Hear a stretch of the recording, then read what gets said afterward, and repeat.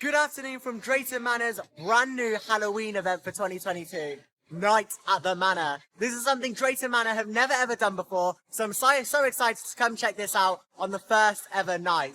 There's 3 different scare attractions to check out today, including an audio experience on a train, so I'm very excited to check that out a little bit later on in the vlog. Night at the Manor isn't included in your day ticket to Drayton Manor. It actually runs from 5 PM all the way through until 9 PM. So it's a separate ticket to your day ticket, just to make that clear. If you go on the website, you can book a dual ticket, which gets you the day ticket and the night ticket. However, if you just want the night ticket, then it's £24, and that includes the scare attractions, all the rides in Vikings except for For Zebadiah, Apocalypse, and also the haunting. So excited to check out what this event has to offer on the first day down here at Drayton Manor.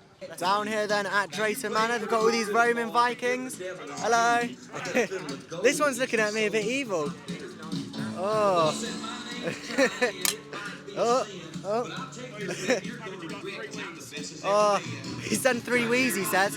Oh dear, yeah, nice Roman actors. They're actually usually in Vikings down in the day, but they've got a little bit of a horror theme for the evening. Yeah, loving all these trees as well, with all like the Halloween lights on them. And yeah, Vikings looks very well lit up, so that's what we'll go and check out next.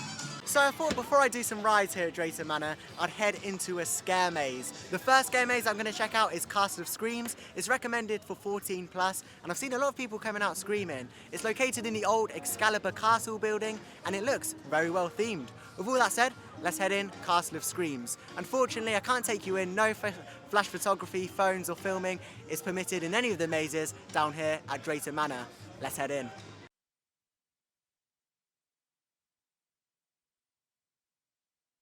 The entrance to Castle of Screams is just down here by the zoo. To the right of me, you've got Hunt for Zebediah, and to the left, you've got Castle of Screams. Just want to say a huge shout out for Drayton Manor for putting lots of permanent lighting around the resort, unlike Alton Towers with their generators. I mean, they're getting better, but Drayton Manor have really perfected lighting around the resort. Anyway, let's head in to Castle of Screams.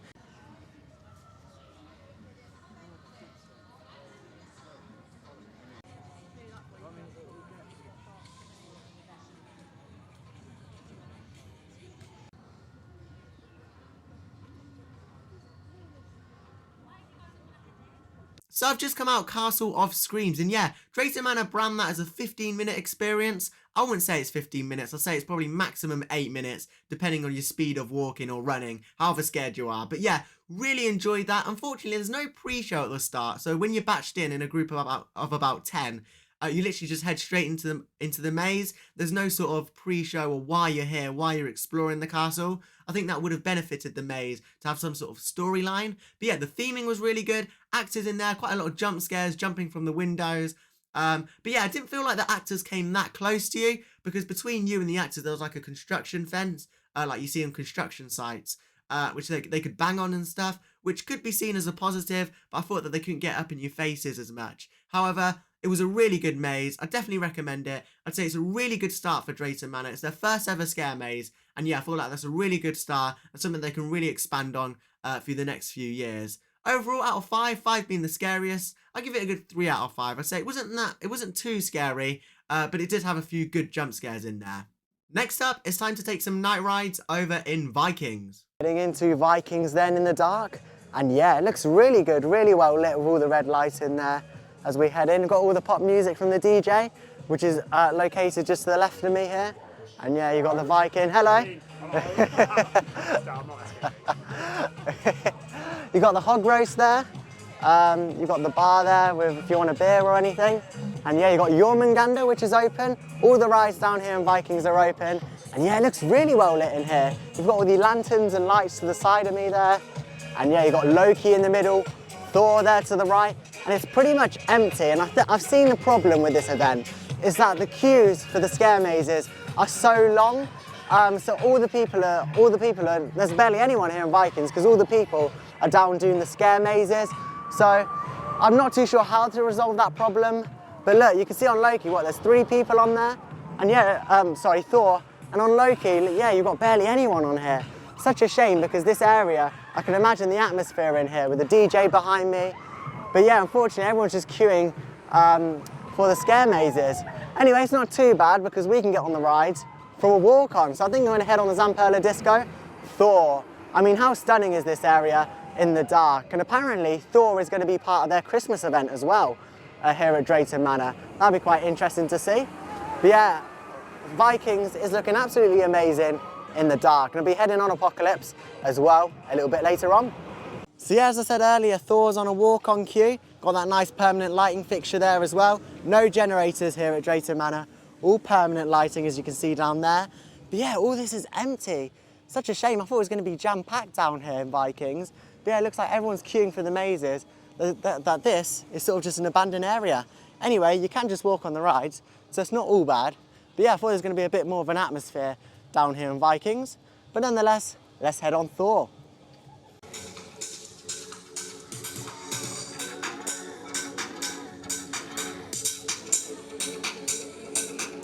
So I've just had a brilliant ride over on Thor. Really enjoyed that. He definitely ran a longer cycle for me then.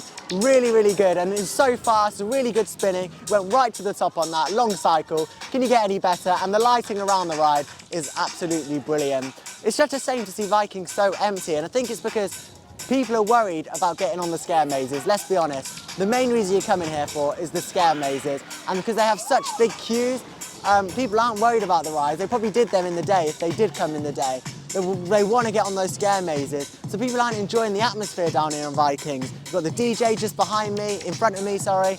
And yeah, it's an amazing atmosphere down here in Vikings. It's just a shame to see people not enjoying it. And I think the way that they could get people to enjoy Vikings more is by having time slots. If they did a time slot on the maze tickets, then it may encourage people to come in here and then go in there, go in the maze at like say 5:30 or whatever.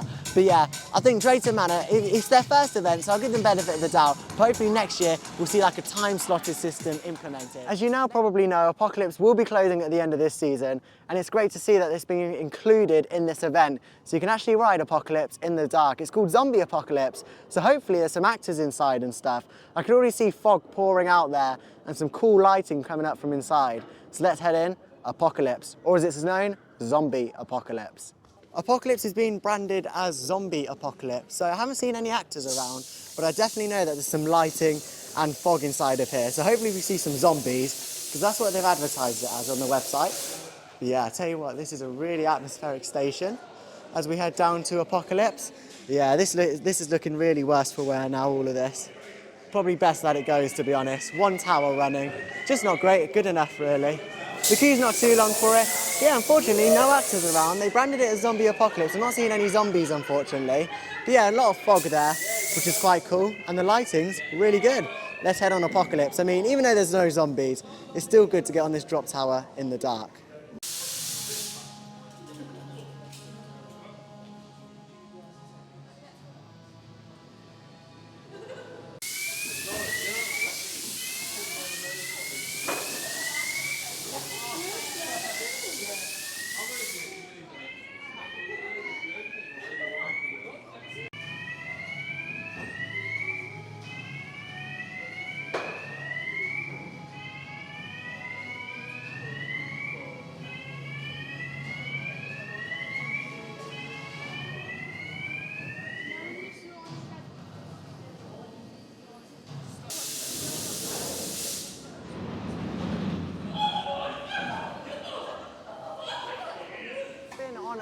So I've just been on Zombie Apocalypse. What a great ride on Apocalypse. All that smoke there, so atmospheric, and the lights changing and the spotlight shining up towards the tower. Really enjoyed my ride on that. Bit cheeky, Drayton Manor calling it Zombie Apocalypse. Wasn't any zombies or Roman actors around. I think that's a bit cheeky from Drayton Manor calling it Zombie Apocalypse when there weren't really any actors. But nonetheless, still great to get on Apocalypse. One of my final rides on it, and my final ride in the dark. Such a shame to see it go, really, from the park. Such a shame. Hunt for Zebediah is located just next to the Castle of Screams, where we queued a little bit earlier on. It's a torchlit journey for an abandoned zoo. Sounds very interesting and very spooky this Halloween. And I've also got Thriller playing in the background. Can you get any better? So I've just had a run through of Hunt of Zebediah. really enjoyed my walkthrough on that. It's an actor-led experience, and yeah, really did enjoy it. So essentially, the actor leads you about halfway through the zoo, and then he leaves you. Good few jump scares in there. The chainsaw was really good. Acting quality was amazing. However, you get to the end of the maze and you're like, is that it? You do expect a little bit more. It's a very short experience from when the actor leaves you to go on with your group. And yeah, some people even got lost in there. It's not very well lit. They do say that you can use your phone torches, but yeah, it sort of ruins the experience for me. So I think some more theme lighting, maybe some red lighting or blue would be really good in that. But yeah, my only complaint about that was if it was short. And also the queue time was very long, 40 minutes. And that's because the actor leads you to about halfway through the zoo, and then he has to come back to get the other group. So about 15 minutes between batching groups there is quite a lot. Anyway, really enjoyed Hunt of Zebediah, whatever it's called. Really did enjoy that. My next experience though, and my last experience down here of Night at the Manor, is going to be the Haunted Express. The Haunted Express is on the Propeller Express, which is of course a train ride here at Drayton Manor. However, it's an audio experience, so you're wearing headphones on this train and you're going around a very dark, atmospheric Drayton Manor. The queue is absolutely huge. It's probably going to be my last attraction down here at Drayton Manor, but it's got some of the best reviews and I've heard so much about it that it's one of the best scare attractions in the UK at the minute. So hopefully it lives up to its hype. So I've just been standing here in the queue for about 2 minutes probably, and already 2 people have turned away just because of the sheer size of this queue. And yeah, I really think that time tickets are really a thing that Drayton Manor need to implement. I've just heard a few people saying, yeah, let's just do the rides in the dark. They've got some great scare attractions, however the organisation of it and probably the time slots probably need a little bit of alteration to make them a little bit better.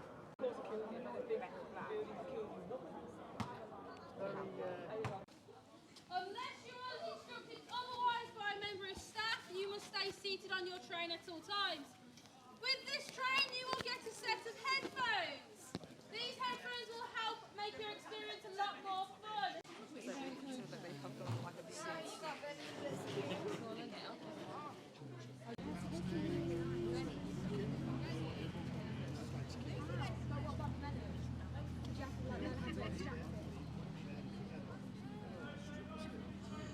These guys are so cool.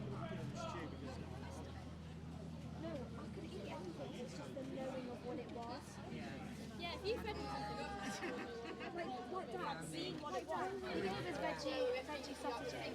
He gave us veggie. So I've just queued over an hour for the Haunted Express audio experience, but was it really worth the wait? Well, I'm going to explain my full review once I get out the park. Really like all the lights down here at the entrance, and these are permanents. They can use these in Christmas and other events. They look really nice.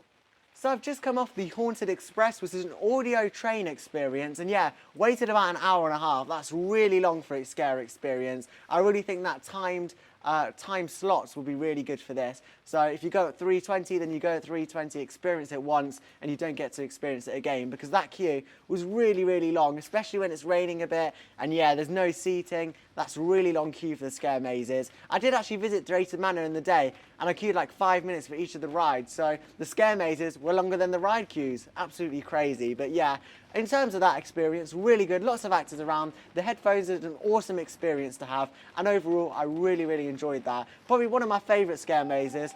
In terms of the other scare mazes, I think it goes I think in terms of rankings, it goes the Haunted Express.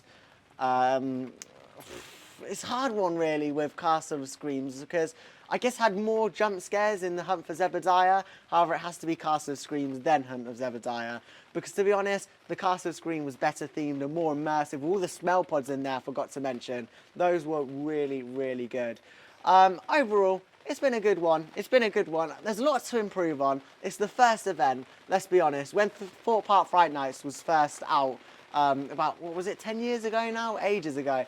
When that came out, it wasn't perfect. There's a lot to be worked on in terms of the queue times, all the scare mazes and the opening times. There's a lot to be worked on. But I really think this is a good start to Drayton Manor's Night at the Manor event, and I really think that this can turn into something special throughout the years, and I'm so honoured to be here for the first year of it, to see how it progresses through the years. If you did enjoy the video, do consider subscribing. Plenty more vlogs on the way from Thor Park Fright Nights. We've filmed so many Halloween from Scarefest, so go and check out all of the Halloween vlogs that I've already filmed on the channel.